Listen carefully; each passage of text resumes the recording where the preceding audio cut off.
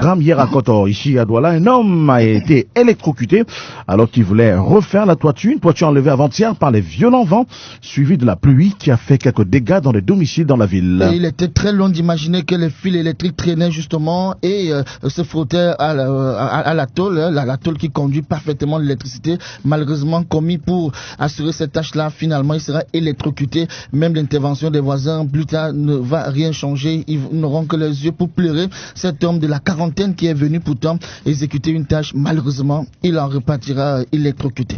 Il n'est pas le premier à être électrocuté alors qu'il tente de travailler sur un toit. Alors, y a-t-il finalement dans cette ville des mécanismes de contrôle, de conformité en ce qui concerne les installations électriques? Tous les jours, on en parle. Oui. Le fil tombé par terre, le fil traîne par là. Mais également, il y a des constructions qui se rapprochent par exemple, qui se rapprochent des installations électriques déjà établies bien avant. Je vais te raconter une histoire. Il y a une maison qui existait bien dans la ville où on a pris un poteau électrique se retrouve carrément dans une chambre. C'est-à-dire que dans une chambre. On a construit, c'est-à-dire que je sais pas si c'est le poteau, mais visiblement qui a trouvé l'autre là-bas? La maison qui a trouvé. Je pense que c'est la maison. C'est la maison qui a trouvé le poteau. Le poteau est carrément dans la maison. Et il y a les fils en haut. Je vous dis ça existe du côté de Nebel, sous celle du quartier. Le poteau, et ce n'est pas le seul endroit, le poteau est carrément dans une chambre. Imagine, il côtoie presque le danger tous les jours et parfois c'est la haute tension et ça peut dégénérer à tout moment. C'est pour te dire que les populations côtoient le danger, c'est-à-dire l'énergie électrique tous les jours lorsqu'on connaît l'aspect très très dangereux bien entendu de cette énergie-là. Donc c'est des images que la ville nous renvoie et il y a lieu de se poser bien des questions. On parle de protection civile et quoi encore? Pardon. Mais finalement il y a des ordres dans la ville. Il y a des ordres et je pense que ce n'est pas la première fois que nous abordons notamment ce sujet concernant les fils électriques, les poteaux qui sont voisins carrément de certains domiciles ou même qui cohabitent avec certains habitants. La plupart du temps, ce sont les domiciles qui viennent trouver les poteaux déjà établis. Mais maintenant, vous allez trouver à certains endroits où c'est l'inverse. Et je me souviens que dans cette émission, on avait reçu des employés des Néo qui revenaient justement là-dessus en disant, écoutez, si c'est le poteau qui vient vous trouver, je pense qu'il y a une procédure qu'il faudrait suivre. Mais dans le cas contraire, où c'est vous qui venez trouver le poteau de la compagnie, de la société en question, eh bien, il faudrait tout simplement vous éloigner au maximum, notamment lorsque ça concerne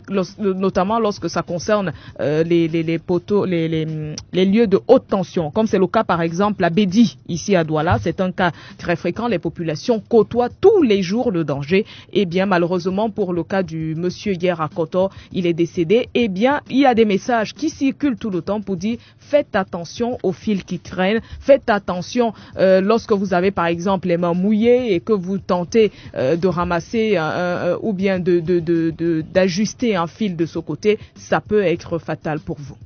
En tout cas, on sera certainement que Néo, dans sa chronique qui est diffusée sur Radio Balafon, reviendra sur ce drame et donnera les conseils nécessaires aux Camerounais pour faire attention à ce genre de situation qui pourrait faire d'autres victimes. Ce n'est pas la première fois.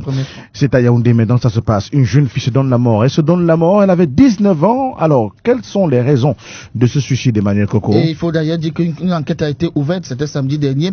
Les circonstances et les raisons n'ont pas encore été clairement établies. Toujours est-il que d'après les premiers témoignages, les voisins l'auraient vu ramener deux litres de pétrole qu'elle a aspergé tout au long des murs de sa chambre et par la suite elle va mettre du feu. On a cru à un moment donné qu'elle voulait peut-être éradiquer soit les moustiques ou autre chose. Pourtant, ce feu va s'étendre jusque dans sa chambre.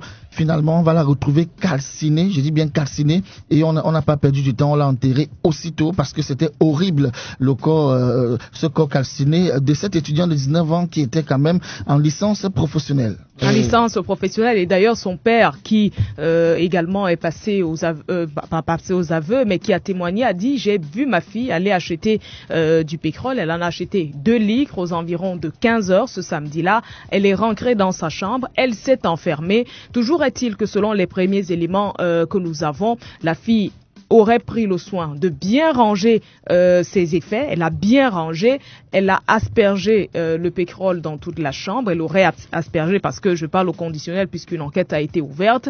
Elle se serait mise sous le matelas, donc elle a soulevé le matelas et s'est mise en dessous et elle a claqué les allumettes. Dans un premier temps, les voisins, le voisinage a pensé qu'il n'y avait personne à l'intérieur de la chambre. C'est au moment de dégager tous les effets qu'on a malheureusement retrouvé son corps sous son lit et complètement calciné, comme disait Emmanuel Coco tout à l'heure. Aucune morgue n'a voulu recevoir ce corps et il a été aussitôt inhumé du côté de Ngoumo.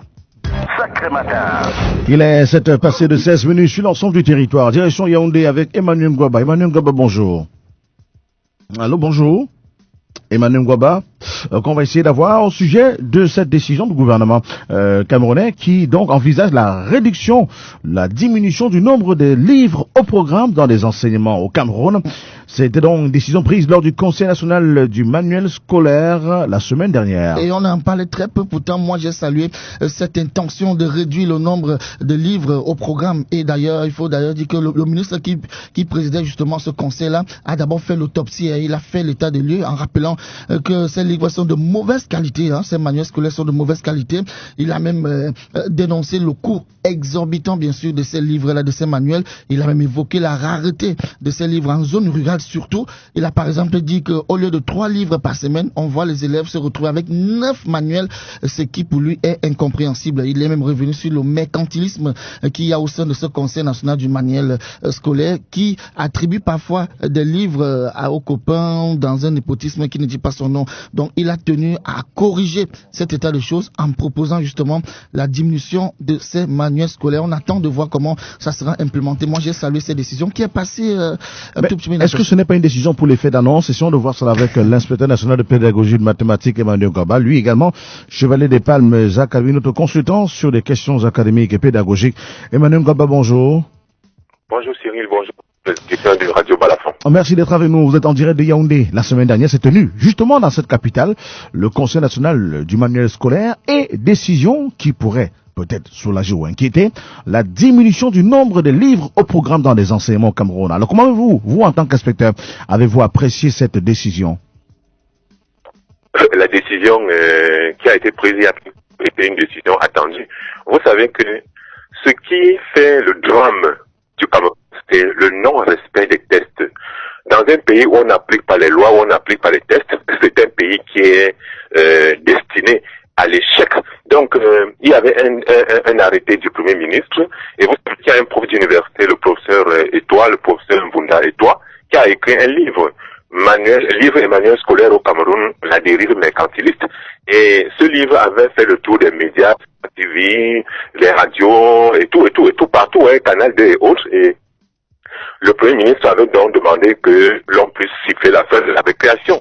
Et au cours de plusieurs réunions, le ministre des Enseignements secondaires avait donné des instructions fortes à cette commission-là d'arrêter avec l'imposture, d'arrêter avec le mensonge et de revenir à la norme. Donc je pense que pour moi, c'était une décision attendue et on va tout simplement souhaiter que ce qui est en train de se faire dans le manuel scolaire se fasse dans plusieurs autres secteurs. Parce que vous savez que le livre scolaire, c'est un outil pédagogique, ce n'est pas une marchandise. Donc, par le passé, il y a un groupe de voyous, il y a un groupe d'imposteurs qui avaient pris le secteur du manuel scolaire en otage, et je pense que c'est une bonne nouvelle pour les parents d'élèves. Maintenant, il faut espérer que les prix vont suivre, parce que vous savez que il y a 2 problèmes essentiels au niveau du manuel scolaire, je veux dire comme ça 2 problèmes essentiels, ce n'est pas seulement les 2, je cite juste 2 problèmes.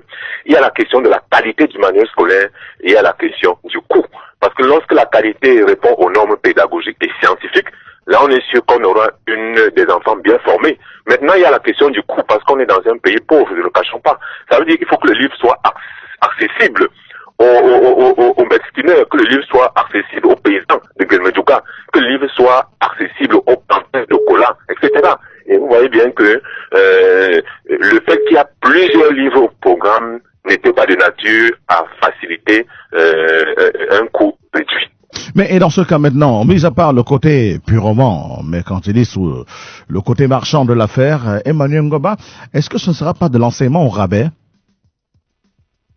Non, il n'y a pas de renseignement au rabais parce que vous savez que lorsqu'on prend 3 livres, parce que l'arrêté du Premier ministre parle de 3 livres. Or, par le passé, comme l'a si bien dit le professeur Vounda, on avait 5, 6, 7 livres. Or, il se trouve que un éditeur, le professeur Vounda l'a mieux expliqué que moi, puisque lui, il est spécialiste de la littérature à l'édition clé, mais il a très bien expliqué ça mieux que moi. En fait, lorsqu'il y a 3, 6, 7, 8 livres au programme, chaque éditeur fait très peu de livres. Et quand vous faites peu de livres à l'imprimerie, ça coûte cher. On n'a pas besoin de vous expliquer ça de midi à 14 heures. Et il y a peu de manuels. Peu de manuels veut dire qu'on augmente les quantités d'un producteur. On augmente les quantités d'un éditeur. Or, chaque fois que vous avez des grandes quantités, le manuel coûte moins cher. Donc, la relation nombre de livres au programme et le coût, la relation est automatique. La corrélation est forte. Maintenant, je dis que en plus du nombre de manuels scolaires, il y a un autre combat qu'il faudra mener, c'est le problème de la qualité du manuel scolaire. Et là, je ne sais pas si le problème est déjà résolu parce que, de mon point de vue, il faudrait que, dans les années à venir, qu'on fasse comme dans d'autres pays. Parce que dans d'autres pays, Cyril, le livre ne suit pas la même procédure qu'au Cameroun. C'est pour ça qu'on a parlé d'une politique globale du manuel scolaire. C'est-à-dire, les livres passent par les inspections de pédagogie, et ce sont les inspecteurs de pédagogie qui valident. Et il y a même dans certains pays les ministères de l'éducation ou le ministère de l'éducation. Je pensais qu'on était toujours au Cameroun partout. Ailleurs, il y a un seul ministère de l'éducation. Au Cameroun, il y a plusieurs ministères, base, éducation de base, enseignement secondaire, enseignement supérieur, etc. Donc, dans certains pays, le ministère de l'éducation paye à l'auteur l'argent du livre, vous donne un certain montant et prend le livre. Et ça fait donc que c'est lui qui gère la vente du manuel scolaire. Parce que le manuel scolaire n'est pas une marchandise. Mais au Cameroun, malheureusement, une fois que vous avez produit le livre, c'est vous qui devez le commercialiser à travers les éditeurs, les maisons d'édition, les librairies, etc., etc.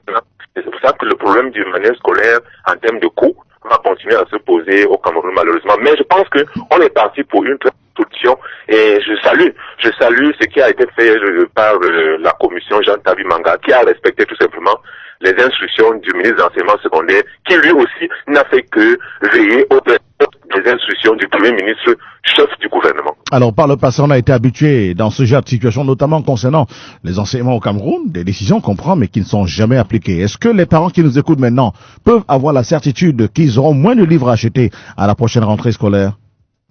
Et tout naturellement, parce qu'une fois que la commission a siégé et que le ministre aura signé la liste, je ne sais pas si c'est déjà signé, les parents ne pourront, dans les établissements scolaires, il n'y aura pas moyen de faire autrement. Maintenant, ce qui va se passer, c'est que il faut tout simplement souhaiter que les parents soient vigilants. Vigilant, ça veut dire quoi? Qu'ils n'acceptent pas que dans l'établissement scolaire, les enseignants, parce que je connais des cas où les enseignants imposent certains livres qui ne sont pas homologués, qui ne sont pas dans les manuels scolaires. Je connais des cas où il y a des établissements, surtout les établissements privés, qui imposent des manuels qui ne sont pas inscrits dans la liste officielle des manuels scolaires. Et puis, le comble de l'imposture, c'est que ces enseignants et ces établissements qui imposent les manuels scolaires ont directement ces manuels scolaires dans les établissements et les vendent aux parents et aux élèves, ce qui est interdit par la réglementation. Vous savez que d'après les tests du ministère du Commerce, voilà, code of test qu'on ne respecte jamais, on ne doit pas vendre des livres dans un établissement scolaire. Les livres sont vendus à la librairie ou bien au marché, en fait, en attendant qu'un jour, on sorte les livres du circuit commercial. Mais en attendant, c'est ça qui se fait au Cameroun. Donc, les parents ne doivent pas tomber dans le piège, ils doivent veiller à ne prendre que les livres qui sont inscrits au programme. Merci infiniment Emmanuel Goba, merci beaucoup pour cet éclairage. Nous qui avons lu Mamadou Ebineta. Allez. Tu as déjà pris un livre d'un enfant actuellement, il y a des fautes. Beaucoup de fautes à l'intérieur. Fautes de grammaire. Plus grave, des grammaires même. Moi, je suis un peu gêné quand on se rappelle qu'au mois de septembre dernier, septembre 2016, le premier ministre chef du gouvernement, Philémon Yan, avait annoncé devant les députés que les élèves du primaire devaient avoir gratuitement des livres de mathématiques. L'année scolaire s'est achevée. Moi, je n'ai toujours... Réveillez-vous, vous n'êtes pas venu dormir ici, il ne pleut plus. Tu as des sujets à dormir debout. Tu reviens les vieux dossiers dans cette émission. C'est quoi ton problème? Donc, le ministre des enseignements secondaires dit que on va diminuer, c'est monté. Où est le rapport? Ah, nous sommes là, non?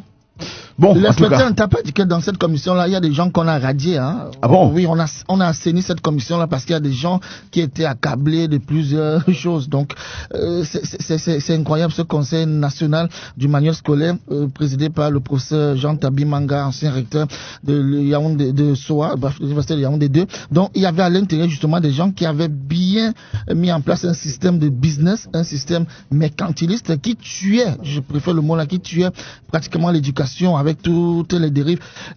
Souviens-toi à l'époque où on changeait régulièrement des livres, c'était donc ces individus-là qui ont été écartés de la commission. Ça veut dire que même la commission elle-même ne faisait pas son travail. Elle était plutôt préoccupée à autre chose. Alors, donc les sanctions sont tombées. Ouais.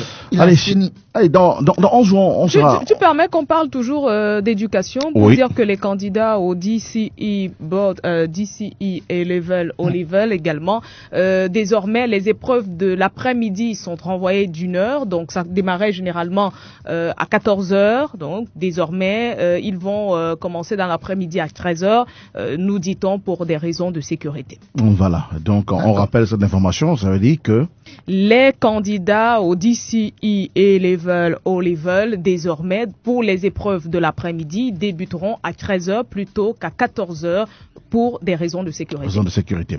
Allez, et pendant ce temps, le ministre de l'enseignement secondaire, lui encore en mission du côté du sud-ouest et du nord-ouest, des côtés du sud-ouest et du nord-ouest, pour ramener la sérénité. Il a visité cet endroit. À quelques jours seulement de ces examens. On parlera du 20 mai dans un instant. Et John Fondi n'ira pas au défilé, il vous dira pourquoi.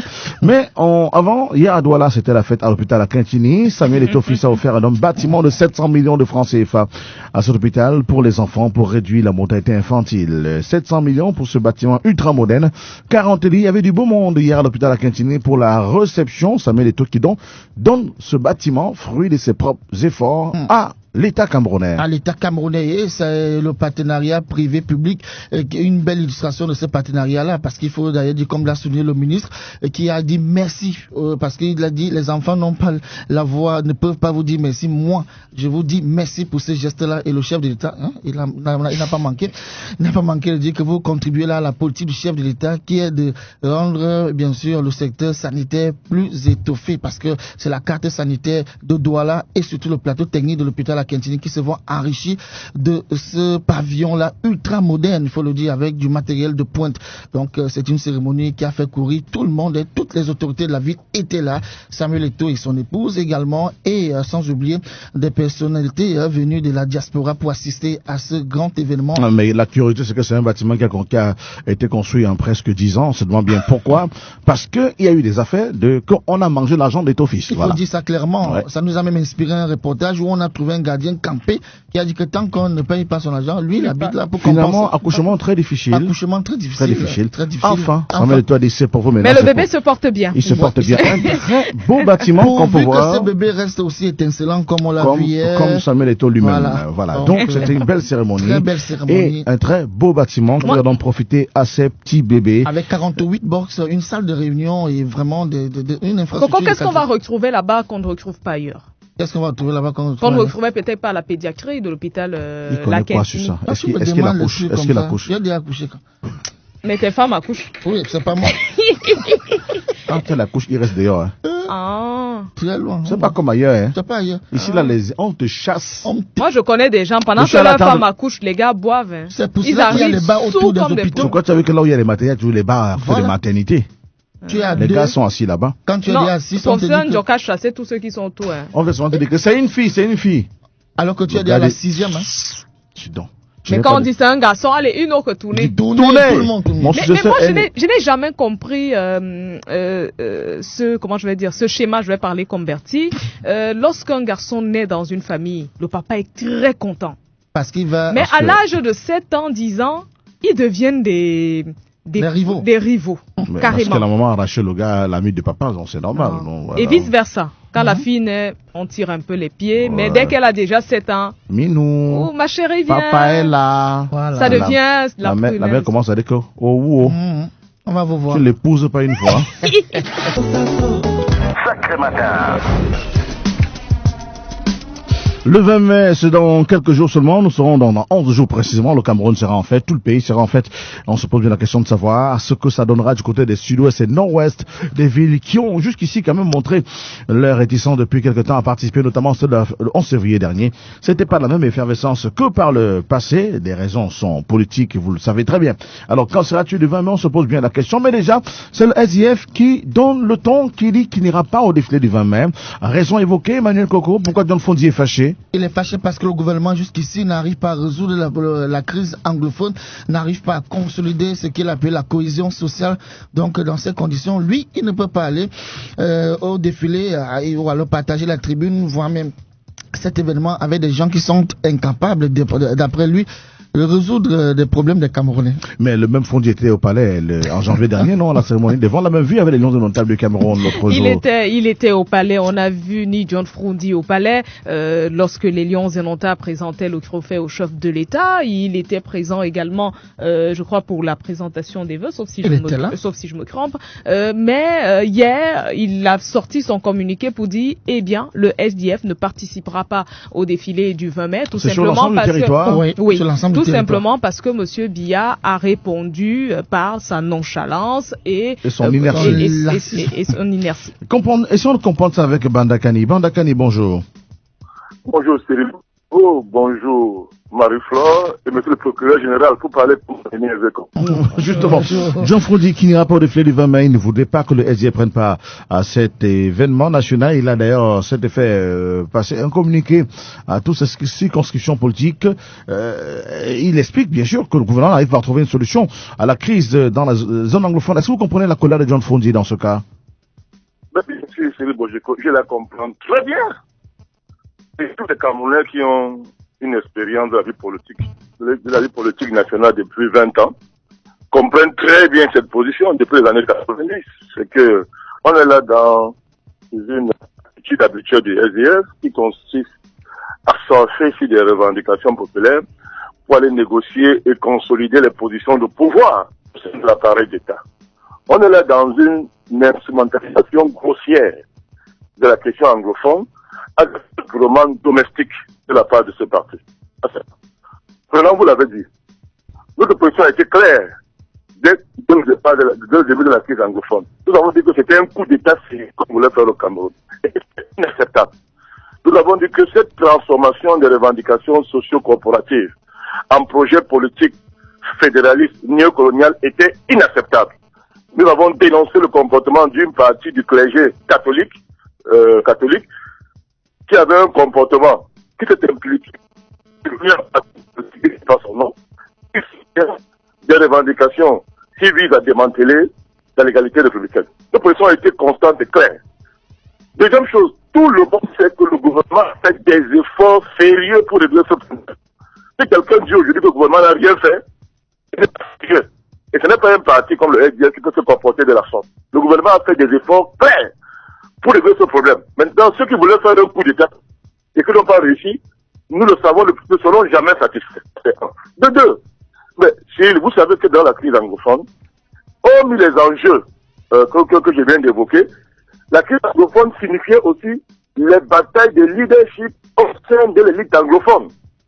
Vous savez qu'il y a de nouvelles forces sociopolitiques dans ces régions-là qui contestent même le leadership d'une vieille élite, comme ils les appellent, d'une certaine élite, qui longtemps profite des positions politiques au nom des anglophones, sans que le peuple anglophone, parlons comme ça, je ne crois pas un peu mais parlons, c'est un jargon qu'on est obligé d'utiliser, sans que les Camerounais de ces régions-là, n'est-ce pas, profitent. Et le SDF en général, et M. Frondi en particulier, et son entourage le plus proche, sont des grands profiteurs. Ils ont des rentes de situation dans ce coin-là qui ne prient pas aux populations. Donc, il y a une nouvelle élite, il y a de nouvelles élites qui sont en train d'émerger dans ces régions-là. Il y a des forces sociopolitiques qui émergent et qui contestent à ce leadership ancien les positions qui prendre leur place. Ce qu'on a vu aussi à l'œuvre de la crise anglophone. Lorsque vous voyez par exemple le désaveu dont a été l'objet notre Premier ministre, que nous aimons bien ensemble, dans ces régions-là, ce n'est pas le fait du hasard. C'est qu'il y a de nouvelles forces sociopolitiques qui veulent prendre la place de ces gens-là qui ont mis très longtemps dans les positions de pouvoir à Yaoundé et qui, selon eux, ne rêvent pas leur retraite. Donc cet enjeu-là, faut pas négliger ça. Alors, en faisant ce mot d'ordre, en lançant ce communiqué à la veille de la fête nationale, le SDF tout simplement déclasser les autres concurrents politiques dans ces régions-là pour se positionner comme la seule force sociopolitique qui puisse prendre en charge les revendications anglophones. N'oubliez pas, Cyril Bojiko, le SDF a souvent tendance à se présenter comme une force de prise en charge des problèmes anglophones, mais de manière responsable, contrairement aux sécessionnistes. Donc, il y a cette différenciation politique qui est souvent opérée dans cette région par les forces politiques traditionnelles, dont le SDF, qui consiste à instrumentaliser les sécessionnistes pour mieux les larguer après en disant que bon, votre rôle c'est de chauffer la rue, de chauffer l'opinion, et que nous qui sommes nés pour être dans l'institution, il nous revient après de nous asseoir à Yaoundé pour partager la rente que vos contestations ont produit. Donc aujourd'hui, on a vu que dans cette crise, mais ce qu'on appelle sécessionnistes, la nouvelle catégorie sociale comme les avocats par exemple, et tous ces gens qui ont ces nouveaux leaders sociaux-là, qui ont émergé, n'acceptent pour le leadership des forces sociopolitiques comme le SDF et en général, et en particulier M. Foundi, y compris les forces de l'appareil d'État. Donc, quels sont les enjeux? Qui sous-tendent la sortie du SDF. Je voudrais dire, à votre permission, que c'est quand même terrible venant d'un parti qui est dans les institutions, qui est dans le Sénat. Et je ne veux pas revenir sur les conditions qui ont prévalu à l'élection des sénateurs SDF. Chacun sait que c'est là-bas à l'ouest, ce sénateur est porté à bout de bras par le RDPC. 1. 2. Ce parti est l'Assemblée nationale.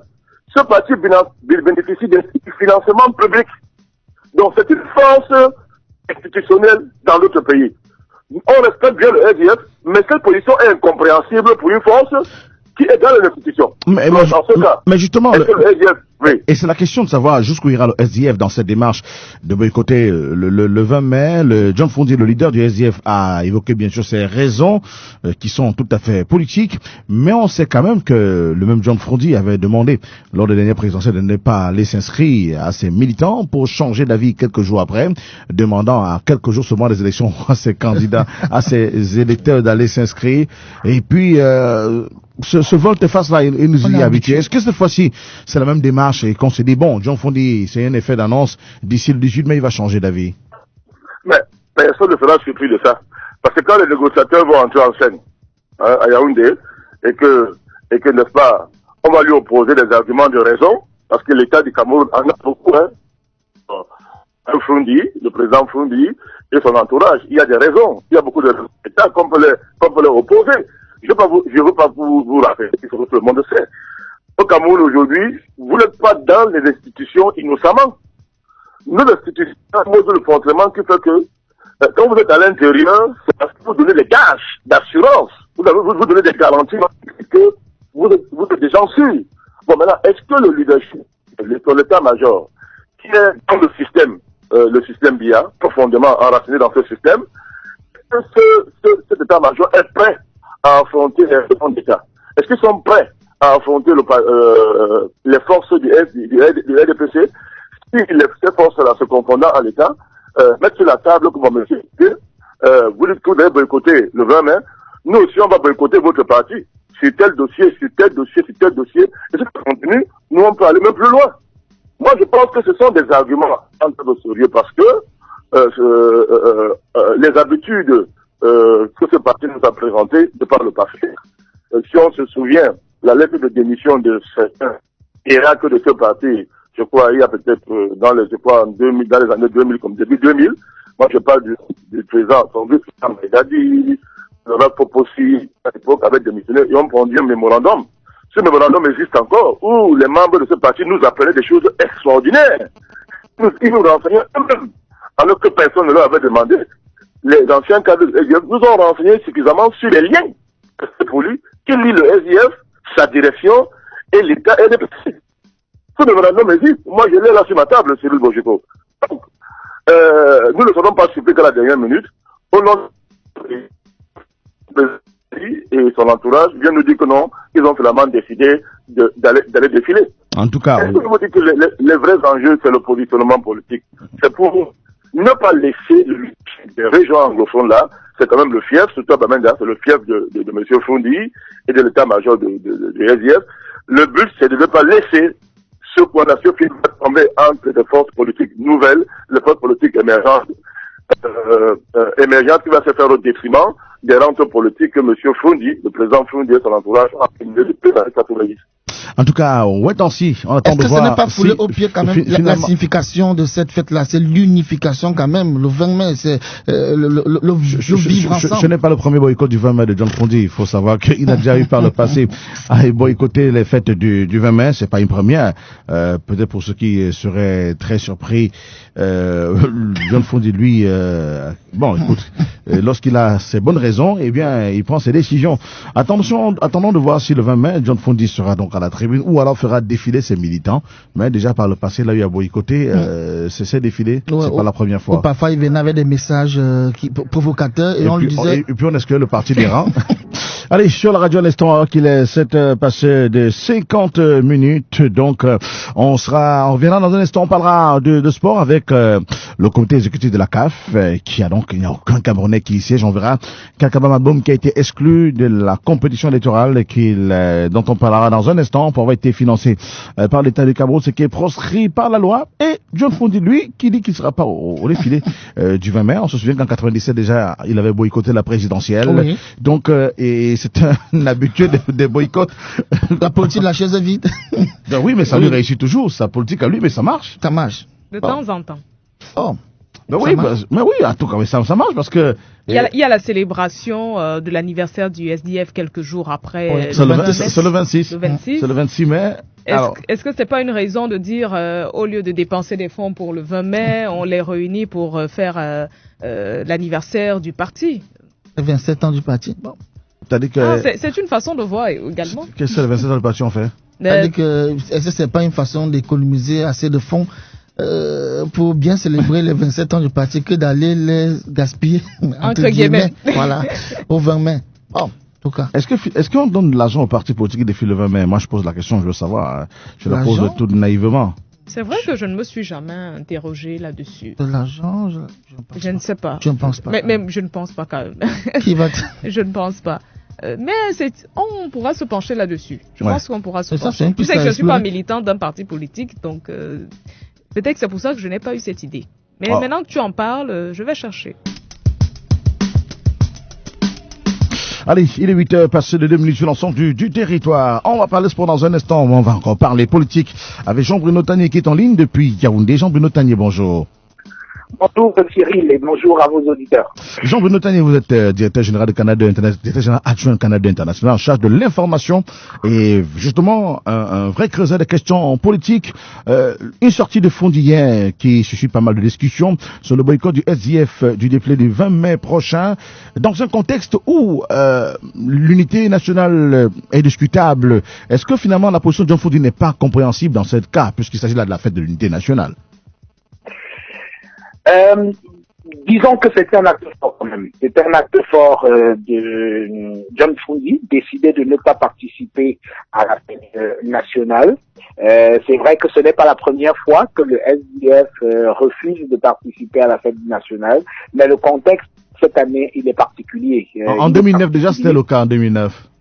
Voilà, il est particulier cette fois parce que nous sommes en pleine crise dite anglophone et donc le problème, il n'est pas complètement résolu parce que jusqu'à présent, les coups n'ont pas repris, les avocats traînent toujours les pieds à aller dans les tribunaux. Donc, peut-être le SDF a estimé que participer à la fête serait de la pure hypocrisie, alors que le problème, il reste entier sur le terrain par rapport à un certain nombre de revendications des anglophones, même si le gouvernement jusqu'à présent a essayé d'apporter un certain nombre de solutions à la crise.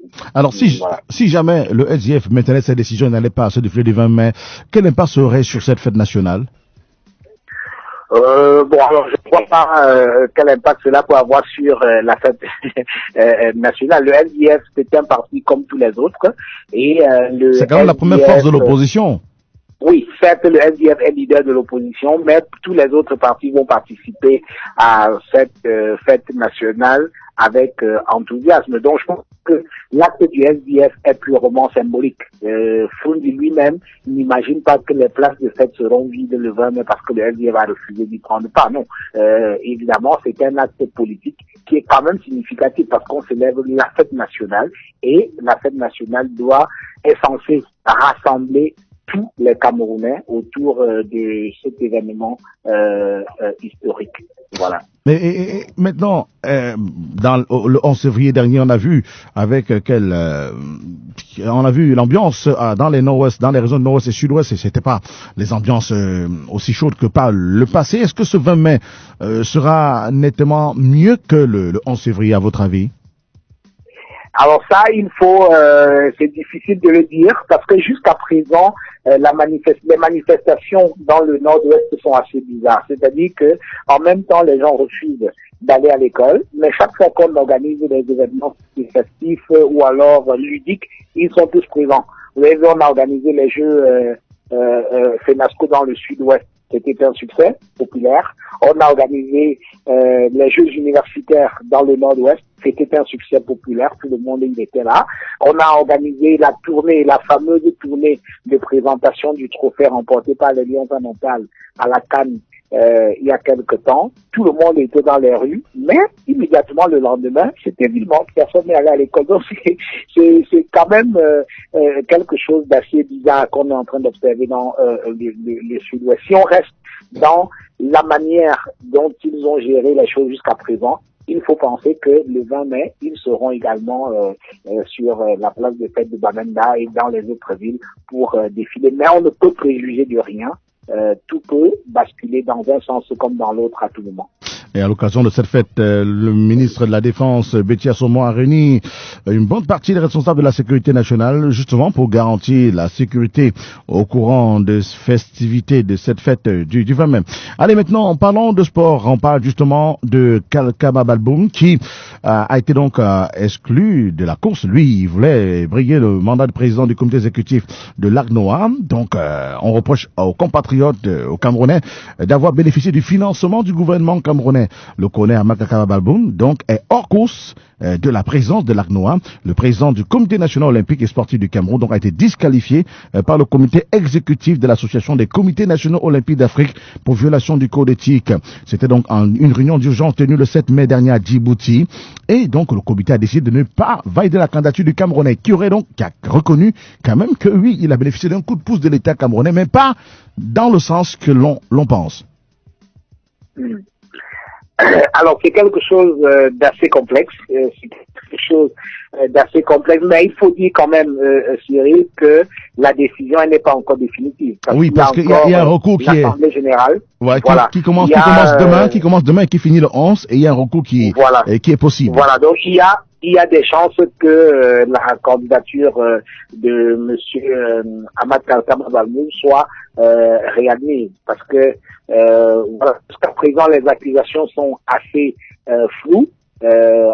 D'aucuns prétendent qu'il aurait corrompu les délégués de certains pays, que le gouvernement camerounais aurait approché ces délégués pour le compte de M. Ahmad Kalkaba Balboum. Je ne sais pas dans quelle mesure c'est vrai.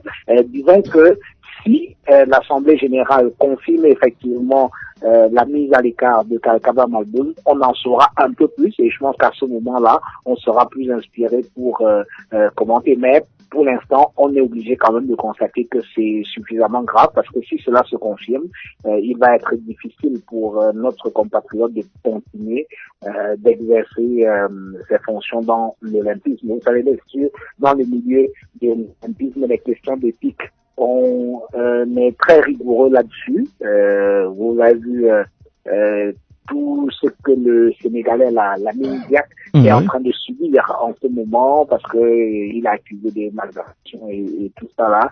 Il vous souvient également que même Issa Hayatou avait déjà été épinglé en son temps. Bref, sur les questions d'éthique, on ne s'amuse pas. Mais en ce qui concerne le président Ahmad Kalkaba Malboum, je pense qu'on peut patienter un tout petit peu le temps que l'Assemblée générale se prononce et puis on sera mieux inspiré pour parler.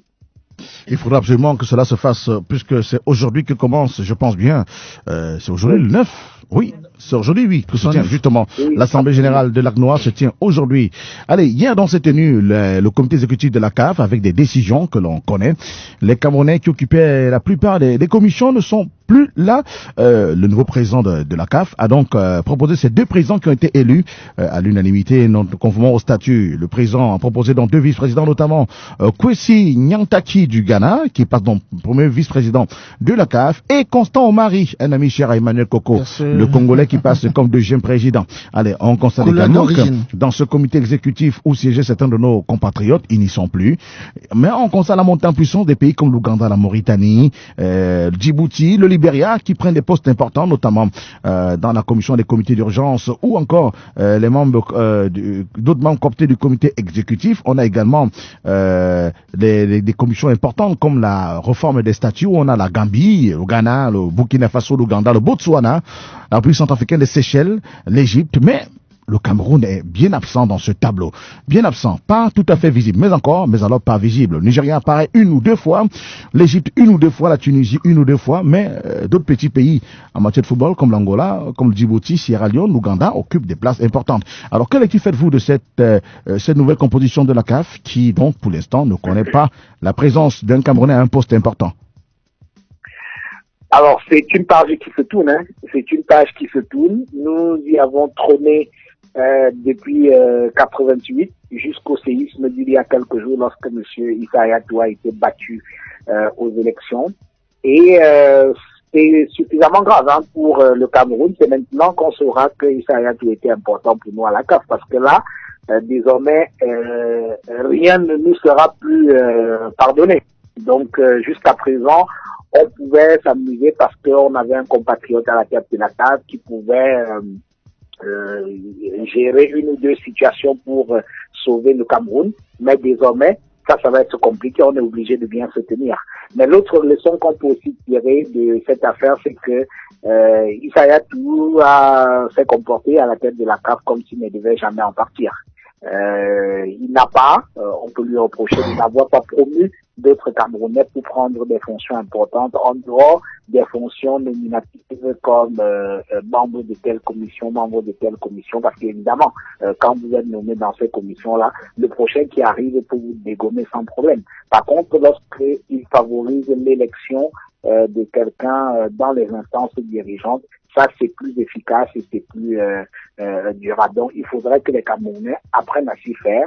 L'époque où nous trônions à la CAF est dépassée aujourd'hui. Il y a d'autres personnes à la tête de cette affaire-là. Nous devons les observer et travailler à pouvoir revenir au devant de la scène, ce qui ne sera pas facile. Parce que quand on regarde même l'état de l'administration de notre football aujourd'hui, avec tout le cafouillage qu'il y a à la tête de la Fédération camerounaise de football, les procès à n'en plus finir, il va être très très difficile pour le Cameroun de rebondir dans les instances dirigeantes du football international, et c'est bien dommage parce que les Issa Hayatou sont arrivés à la tête de la CAF parce qu'ils avaient été bons comme dirigeants de la Fédération camerounaise de football, presque irréprochables comme dirigeants de la Fédération camerounaise de football, et c'est à partir de ce moment-là qu'ils ont pu rebondir à la CAF. Aujourd'hui, est-ce que c'est possible? Ça va être compliqué. Ce qui est sûr, c'est qu'il y a quelques personnes qui ont perdu des postes de pouvoir qui leur avaient été confiés par Issa Hayatou à la CAF, et donc aujourd'hui, on va apprendre à vivre sans. Alors, fallait-il s'y attendre? Ben oui, il fallait s'y attendre parce que quand vous regardez le problème, c'est que Issa Hayatou lui-même ne pouvait pas imaginer qu'il partirait de la CAF de cette manière. Parce qu'il était quand même là depuis 1988, il maîtrisait les rouages, les élections successives qui l'ont chaque fois porté à la tête de cette confédération, c'était de simples formalités. Et cette fois, il a cru que ce serait également une autre formalité comme d'habitude, sauf que malheureusement, il n'a pas imaginé le niveau de rejet qui était celui des membres de l'Assemblée générale. Il n'a pas imaginé jusqu'où le président de la FIFA, qui venait juste d'arriver, Gianni Infantino, pouvait aller pour soutenir quelqu'un contre lui. Vous avez vu le président de la FIFA qui fait quand même une tournée en Afrique à quelques semaines de l'Assemblée générale élective à la CAF, ne se gêne pas à s'afficher avec quelqu'un qui a déclaré sa candidature. Ça, c'était quand même des signes qui montraient très bien que le président de la FIFA avait fait son choix. Et il a des moyens pour pouvoir pousser les gens à voter pour son candidat. Donc ça, c'est autant de choses que Sayatou n'a pas pu anticiper.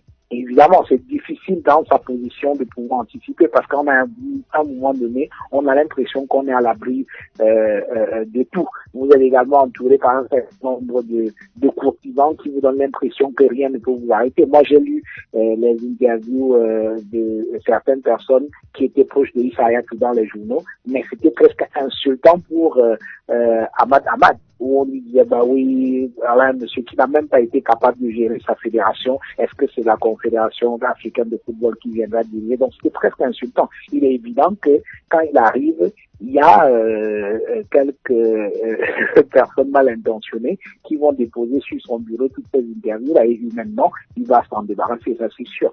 Donc je pense que c'est vraiment une page qui se tourne pour le Cameroun. C'est une nouvelle pour le Cameroun au niveau de la CAF. Et ça va être très très difficile pour nous de reconquérir une position intéressante au sein de l'instance dirigeante de la CAF.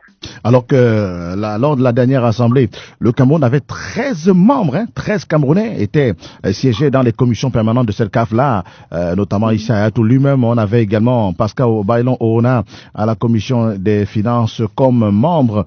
Et également, on avait toujours dans Tombi Aroko. On avait Francis voilà, Bain, Tombi on avait Aroko. Abel Bengue. Voilà, Abel Bengue, Tombi Aroko était dans cette On commission. avait Fedou Njoya, le voilà, sultan. exactement. Mohamed Ouabo également était membre d'une commission. Voilà, Mohamed d'organisation des Ouabo, compétitions. oui. Espérons peut-être que Aboubakar Alim Konaté également était là. Espérons que lorsque viendra le moment peut-être d'attribuer des postes de membres à certaines commissions dont les membres n'ont pas été désignés, mais seulement les présidents, parce que les commissions phares ont déjà les titulaires et les membres également. On espère qu'on pensera quand même aux champions d'Afrique. Alors il faut aussi savoir, Cyril, pardon, il faut aussi savoir que le président de la CAF qui vient d'un petit pays, si on veut parler de football, personne ne connaît Madagascar. Je ne sais pas si vous connaissez un seul joueur malgache. Donc, il est évident que le nouveau président de la CAF va chercher à promouvoir les petits pays, entre guillemets, tous les pays qui jusqu'à présent n'avaient pas voix au chapitre vont se retrouver là. C'est l'occasion pour ces pays également d'approcher les instances dirigeantes et puis les commissions de la CAF. Donc, le Cameroun, maintenant, ça va être une question d'équation personnelle, c'est-à-dire que celui qui connaît le président va être nommé dans une commission. C'est comme ça que ça se passe. Voilà. Par contre, je pense que le président actuel va chercher à promouvoir les petits pays qui jusqu'à présent n'avaient pas voix au chapitre. Et jusque-là, ça va être un peu difficile pour le Cameroun. On va peut-être avoir la chance d'avoir un ou deux compatriotes dans quelques commissions, mais ce ne sera plus comme par le passé où le président Issa Hayatou avait quand même nommé de nombreux compatriotes au sein de ces commissions. Oui, justement. Espérons que lorsqu'on va donc désigner quelques membres de commission, comme Dr Ngale, par exemple, qui était dans la commission médicale, il pourra donc être là. Merci infiniment. Merci beaucoup, Jean-Bruno Tagné, pour cette lecture de cette actualité sportive au sein de la CAF et même de l'ACNOA. La suite de l'émission.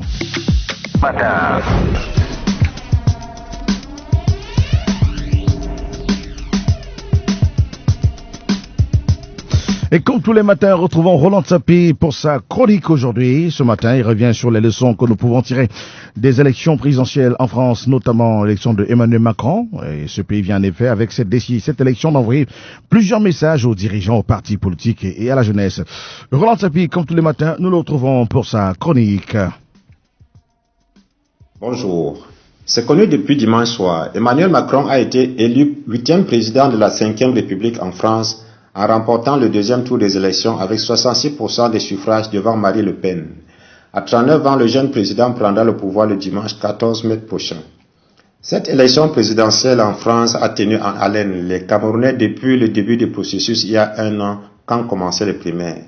Au fil du processus, les Camerounais ont été simplement séduits par la fluidité et la clarté avec lesquelles les opérations ont été menées de bout en bout jusqu'à la proclamation des résultats 2 heures après la clôture du vote.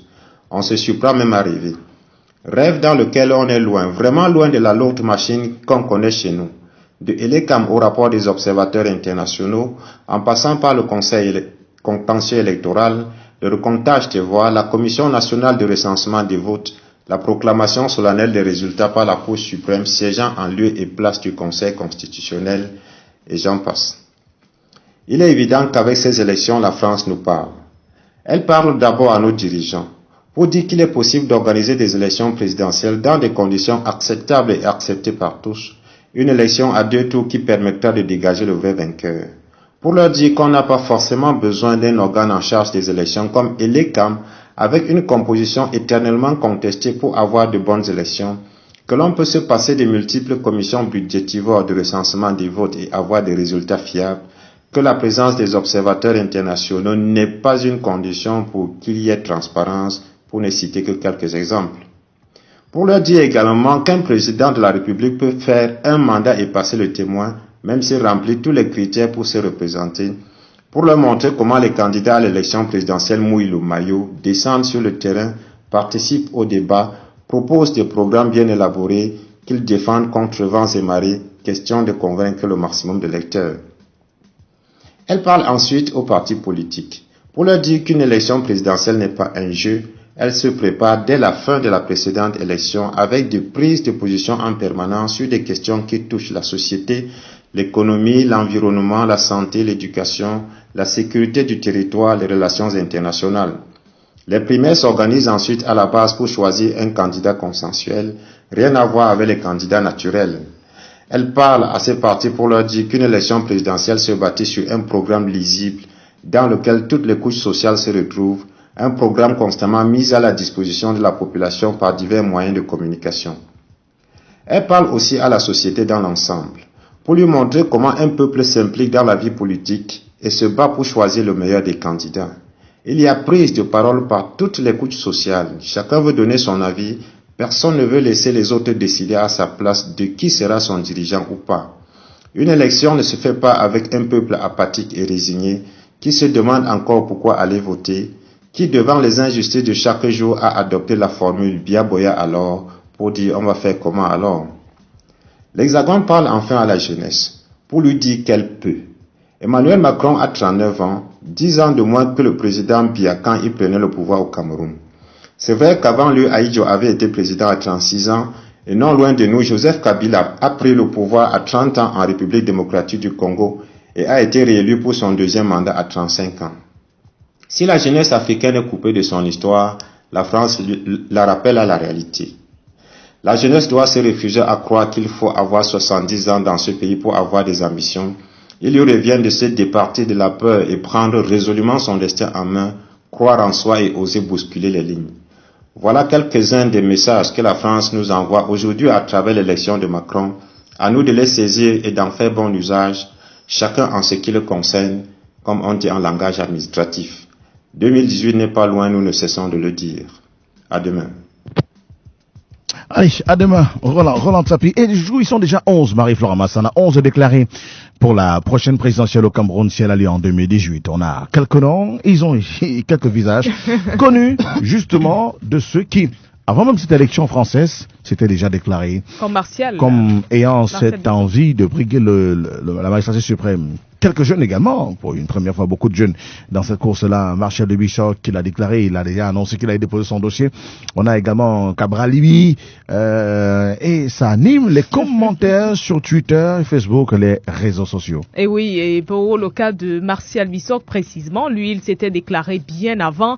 Il a même déposé déjà ses dossiers et je pense qu'il était sur cette antenne pour le lendemain, juste après son retour de Yaoundé, pour dire j'ai déjà déposé mon dossier et j'ai été surpris d'être le premier à déposer son dossier devant les partis politiques très connus sur la scène nationale. Donc voilà ce que Martial Bissok nous avait dit sur cette antenne. Et bien après, avec le passage au second tour pour Emmanuel Macron, on a vu sortir notamment sur les réseaux sociaux le cas de Cabral Libby, et moi je m'étais demandé justement est-ce que ce sont les Camerounais qui le portent ou c'est lui qui se propose. Un confrère m'a fait savoir, écoute Marie-Flo, il a dit si les Camerounais s'inscrivent sur les listes électorales, eh bien il pourrait bien sûr poser sa candidature. Donc maintenant il est question que les Camerounais s'inscrivent massivement sur les listes électorales, et nous avons des candidats qui se manifestent. Il y en a un autre qui s'est manifesté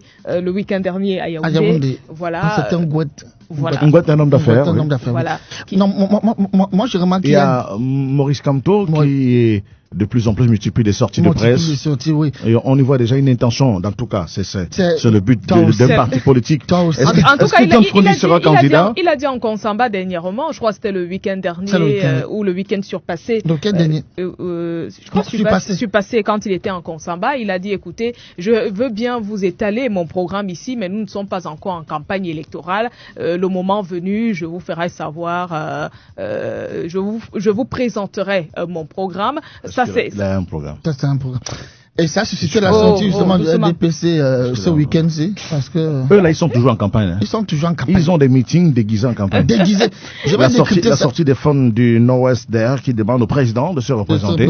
À Zamboa. Bon, ça va commencer bientôt. Moi j'ai l'impression que prépare-toi Marie-Flore Massana. En tout cas, les municipales également sont lancées. Non, on ne parle pas de ça. Laisse Marie-Flore. C'est le président qui nomme les maires. Donc il nomme les députés. Le plus important, c'est le président. C'est comme si tout est suspendu au président. Tout le monde attend que le président réagisse. Alors que dans les quartiers, les gars soufflent les martyrs avec des maires qui ne font pas le travail. Moi, je voulais être candidate pour la mairie. Pour la mairie? Oui. Qui parle même de ça? Dans mon village, non. Qui va s'intéresser à toi? Et dans ce cas, il est facile d'arracher une mairie comme ça. Parce que tout le monde est focalisé sur le président de la République. Donc, à ce moment, tu arraches ta mairie comme le gars de Yabassi, là, tu es tranquille, comme Yamsi. Tu arraches ta mairie, oui, justement. On se réveille un matin, on voit que la mairie est entre les mains d'un gars. On dit que c'est qui ça? Qui l'a donné? Qui l'a donné la mairie, là? On dit que on va récupérer à Yaoundé. Il a arraché sa mairie. Moi, je préfère la mairie. Il y a beaucoup de sorties déguisées en campagne. Il y a les législatives, il y a les sénatoriales. C'est compliqué. Moi, j'ai pas encore rencontré quelqu'un qui dise, bon, moi, je vais être député. Moi, j'ai pas entendu. Sérieusement? J'ai pas entendu. Tout le monde parle de présidentielle. On est tous portés sur la présidence de la République. Et peut-être, Mané qui élit les sénateurs? Il nous dira, ce sont les maires. Les grands conseils. Les conseils. Voilà. Oui, donc, je dis Mané nous dira pourquoi, au Cameroun, le contexte camerounais est beaucoup plus focalisé sur l'élection présidentielle. Tu connais déjà la réponse de mon camarade. Tu vas avoir un gars qui n'a jamais gagné une élection locale te dit que je suis candidat à la présidentielle. Pourquoi tu parles de Marcus Longcho aussi? Il n'est pas le seul. Non, oulala. On aura Jolibo Koubé dans un instant qui parlera justement de la leçon de Macron à l'Afrique. Mais est-ce que l'Afrique peut ce que Macron a pu? C'est la question qu'on lui posera dans un instant. Pour l'instant, il est 8h31. On a deux intervenants. Si Macron peut, moi-même je peux. Sacré matin. À 8h33. Jolibo Koubé, journaliste spécialiste des questions internationales et de la géopolitique internationale précisément. Jolibo, bonjour. Allô? Allô, Jolibo, bonjour. Allô? Pourtant, nous l'avions bien. Allô? Oui, justement. Je vais te raconter une histoire. Hier, au journal de 17h, le journal commence. Avant que le présentateur ne lance les titres, il est en train de dire, après les titres, là, tu vas faire comme ça. On a laissé son micro ouvert. Oh, ça rappelle également Emmanuel Macron, pendant qu'il préparait son discours d'élection. Il a été élu dans son premier discours en tant que président élu. Il n'a pas su qu'il passait sur Sky, une chaîne britannique. Oui. Et il était déjà à l'antenne, il disait, dis donc, quand je veux parler devant le monde entier, là, j'aurais l'air d'un gars intelligent et tout ça. Oh. Et par la suite, c'est la meilleure, c'est justement la suite du journal. Il lance le papier. Il lance un élément. Et pendant que l'élément passe, le technicien laisse le micro encore ouvert. Le même journal d'hier. Oui. Et pendant ce temps, il a encore dit, on doit écrire Kavayege dit oui avec ER. Il conjugue. Aïe. Yo. On doit matcher. On a conjugué le nom. Avec ER. Aïe. Allez, Jolibo est avec nous cette fois-ci là. Bon, Jolibo, allô?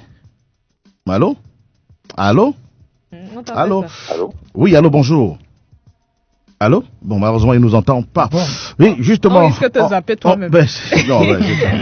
C'est bien sûr terminé. Allez, on va donc s'étaler sur l'autre sujet. Toi-même, tu as laissé ton micro ouvert hier. Yeah. Oui, hier matin. On avait deux intervenants par rapport à ces élections. On avait deux interventions. Donc, Hervé Manuel, donc on le prend tout de suite pour savoir pourquoi on est tant focalisé sur l'élection présidentielle alors que il y a d'autres élections qui peuvent concerner tout le monde ou la grande majorité, ou le commun des Camerounais, les municipales et les législatives, bien entendu. Ils n'ont rien compris parce que parfois pour la transition on prend toujours les maires. On a vu ça en Centrafrique, hein. On prend toujours les maires et lorsqu'on a été maire, il est plus facile d'être président comme en France. Oui. Chirac a été président. Chez nous qui a été maire et qui a été président. C'est ça justement parce qu'on néglige l'enjeu d'être maire quand même. Pourquoi ce n'est pas la même chose? À Cotonou, c'est un ancien président. Pourquoi tu parles des autres pays? Parle des réalités de ton pays. Le poste là. C'est comme si être maire, c'est une caserne où donc c'est tout le monde qui va être président. Tout le monde va être président. La République des présidents. Ouais, ça nous rappelle. Chanson de Soumbil. Ça nous rappelle une chanson de Soumbil, la République des présidents. Alors c'est tout le monde qui va être président. Toi à Dubaï, tu es déjà président.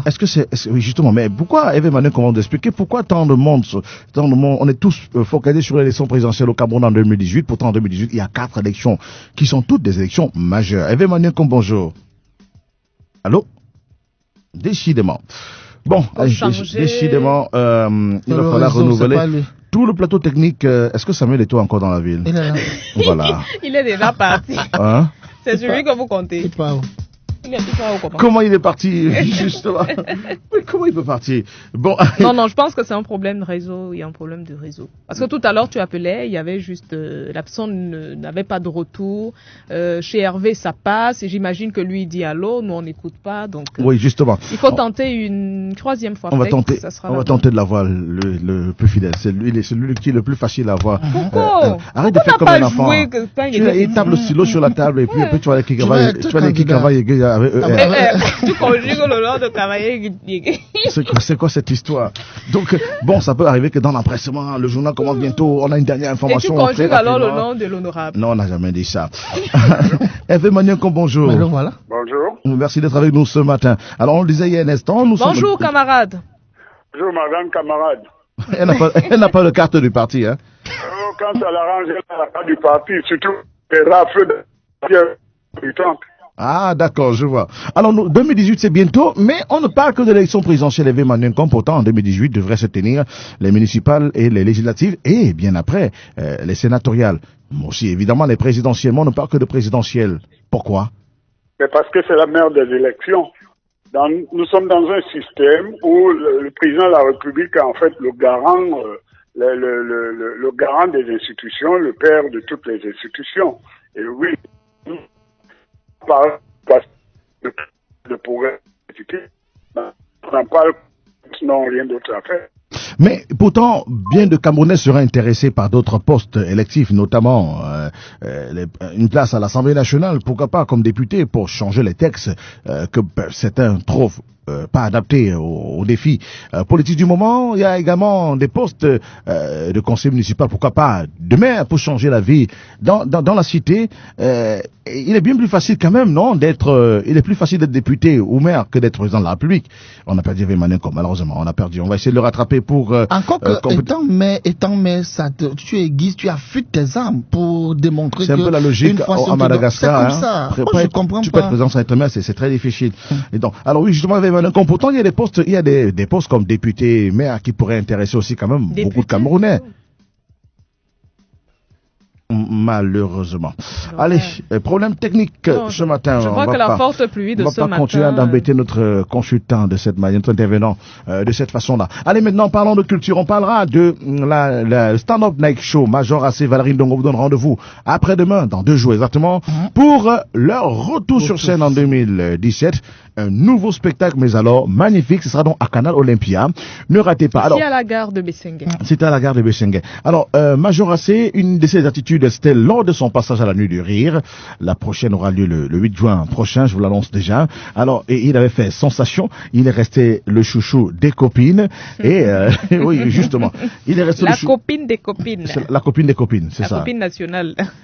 Finalement, Major AC, c'est la copine nationale. C'est la copine nationale, Major AC, Valérie Valérie Ndongo, on les connaît généralement dans les différents sketchs, qui nous renvoient à la vie de chaque jour. Ils relatent des faits quotidiens, des faits que nous vivons dans la cité, et je pense que c'est avec l'accent qu'ils utilisent, la manière scénique, tout ça, bien sûr, permet bien sûr aux spectateurs, à ceux qui viennent voir le spectacle, justement, de se sentir à l'aise et de rire au maximum. Alors, ils sont deux vieux copains, Major AC et Valérie Ndongo, mais chacun a son rôle.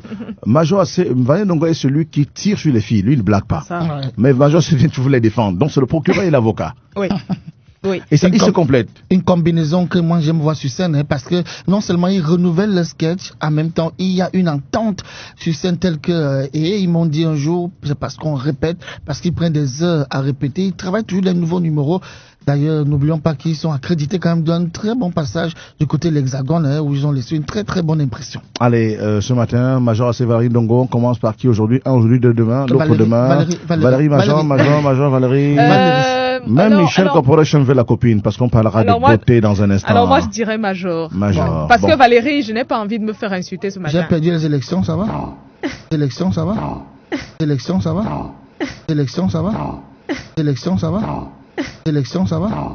Élections, ça va?